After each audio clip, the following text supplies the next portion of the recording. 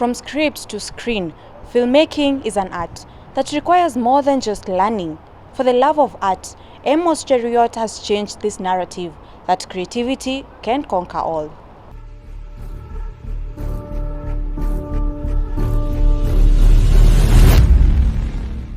Tracing its origin from the earlier forms of oral arts, such as storytelling, literature, and visual arts, the film industry is one of the earliest forms of human expression.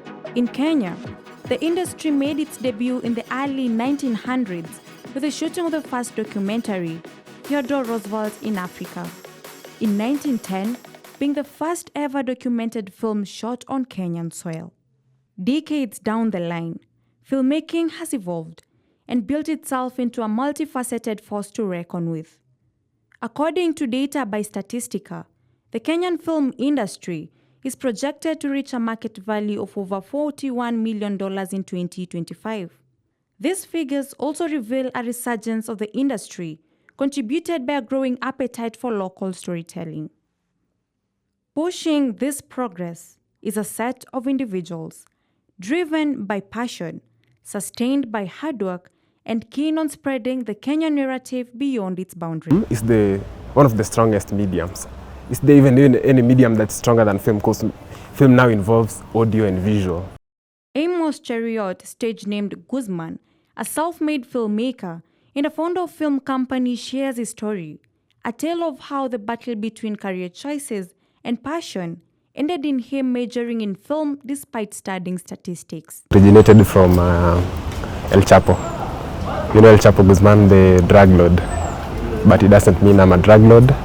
It only means I admire his passion, dedication, hard work, and confidence. I'm not a filmmaker by profession, but by passion only. So by profession, I'm a statistician. Yeah, I studied statistics in my undergrad, but film is just something that I teach myself daily. On a daily basis, I learn new things about film since I started making films. So it's just a matter of, it's passion that drives me to learn. From a young age, Amos loved watching films, not knowing in future it will be something he will share with others, his story in form of audiovisual. I used to draw a lot. I used to sketch. I used to make Iso books, you see. Like, basically it had stories, and I still have the books right now. So I used to make an old book that is telling a story, and it used to have photographs. So I read a newspaper. That's when I was in primary and also in high school. I used to go read a newspaper. If something becomes interesting, now I start cutting the newspapers and sticking them on the book, all telling stories. Just like many others, he went through the Kenya education system, at the time 844, where in second year of his university life, he grew the urge to more than just a mere viewer to an aspiring filmmaker. If I had that same passion or spark before, ningefanya film. Yeah, ningefanya film. Now I didn't make the right decisions because I was also good in maths. That's why I decided to do statistics courses related to maths. So if I had the same passion before I chose the degree I was doing, of course I would have chosen film. His sentiments are echoed across the film sphere, with the industry being a home to lawyers, digital marketers, and people from other professions all competing for a piece of it. For Guzman, desire shapes the way, but passion fuels the steps. After finishing my high school, I didn't get a good grade, and I wanted to pursue something into media. I wanted to pursue journalism. Then I couldn't get a good school. I don't mean a good school, but the school couldn't like my grade equal poor sana. So I thought of something because I was writing back then, and I used to be a good writer. So I thought of writing. What can I do with writing? Then I discovered there's something called screenwriting. For me, I love mixing what I love and what I do best. So I love law, but what I do best is screenwriting. So like for me, plus screenwriting is more about reading, and when I read law, I understand more about people and how to deal with people. So like it's basically, for screenwriting, it's basically like telling stories about people, how they behave, their values and everything. So since I was passionate, of course I attended my statistics classes. I still study statistics, but during that free time, whenever I'm free, that's when I study film. So it's not something difficult because I'm interested, you see. Whenever you have the interest, it's not difficult. In his journey, he has continued to impact the lives of upcoming filmmakers like Desmond, who, apart from being his mentor, is now one of his partners. I was good in networking, like reaching people on social media, and then now I bumped into Guzman, directed by Guzman on Instagram. So he had his phone number there. I called him, I told him, I say you're a director, a producer, I have this script, I don't know how to go about it, can you help me how to go about it? And he said, yeah, there's no problem. So I had copyrighted the script, I sent to him, told me, it's a very good script, maybe we can meet so that we can know each other, we see how we go about it. At the start is the sourcing of the idea, often involving screenwriters, scripting, and research. This generally referred to as pre-production as the groundbreaking phase of the process. The production and post-production stages then come afterwards. The actual shooting and editing of the footage is the bulk of the work done here. However, this effort suffices to nothing if the film does not reach the audience. The producers have to employ strategic measures to ensure that they can cash in on their work. This includes partnerships, events, and actual marketing of the film to the audience networks. After editing, now you go to distribution.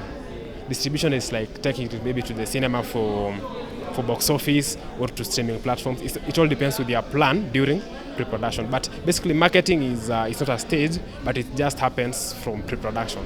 We're trying to bridge that gap. So in future, as we move forward and if we bring the right people on board and we get the support that we need, the film industry will eventually change. I heard about Mr. Guzman and the work that they're doing with the Filmmakers Hangout.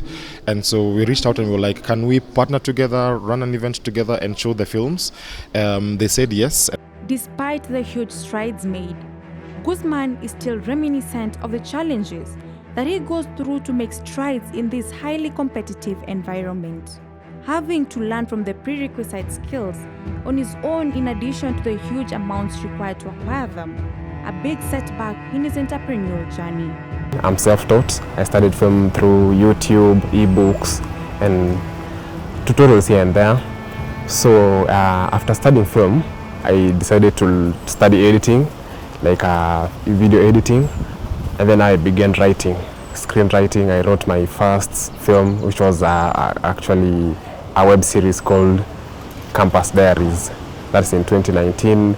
I also starred in the series. I shot it, I edited, and I marketed. And even though the company started growing from there, we were a team of around 10 people. Yeah, up to now we've been doing films. We've done more than 30 so far.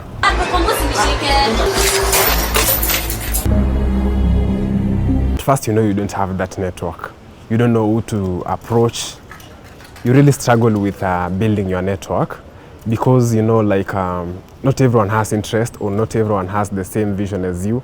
So when you try to recruit someone, they always let you down because they are not as passionate like as you are, you see? So most of the times it was very difficult to, that's why even Campus Diaries failed. We did like 7 episodes and trying to continue, it was so difficult because people are now falling apart, you see, because they are not that interested in film as I was. 3, shot 1, 2, take 1.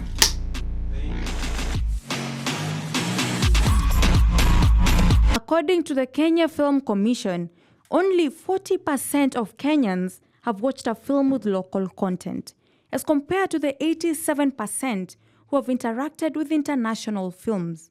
For the creatives, these are just not statistics. They hit straight at their survival. I hope KFC definitely could come in and give out grants to spaces like this, even if it's short films, even if it's documentaries, yes, but still short films, because we have a lot of creative human beings there.